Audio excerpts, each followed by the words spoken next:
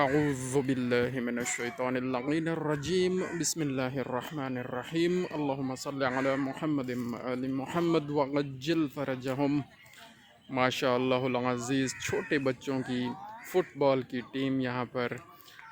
Training کے لیے موجود ہے اور ان کے دو کوچ موجود ہیں، ایک ینگ کوچ ہیں اور ایک تھوڑے سے عمر رسیدہ ہیں۔ بچوں کو تربیت دے رہے ہیں کہ کس طرح آپ نے اپنے آپ کو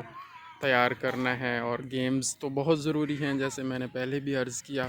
سب کو معلوم ہے اس بات کا، کوئی یہ ڈھکی چھپی بات نہیں ہے کہ جی گیمز کتنی ضروری ہیں۔ بڑا اچھا فیل ہو رہا ہے، چھوٹے سے بچے ہیں،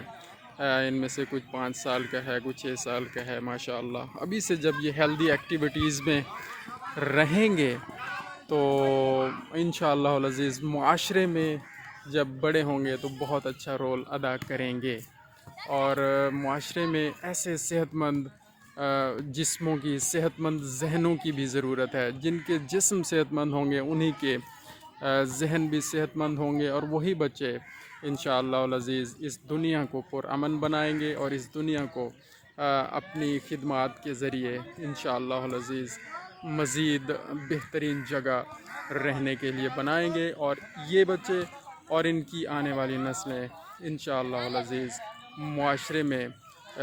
کی ترقی میں اہم کردار ادا کریں گی۔ تو ہمیں بھی اپنے بچوں کو گراؤنڈز میں لے کے جانا چاہیے، اور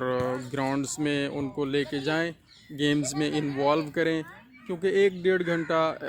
جتنا بھی بچے گراؤنڈ میں رہیں گے تو ایک تو فریش بھی رہیں گے، ایکسرسائز بھی کریں گے، اور شروع سے ان کو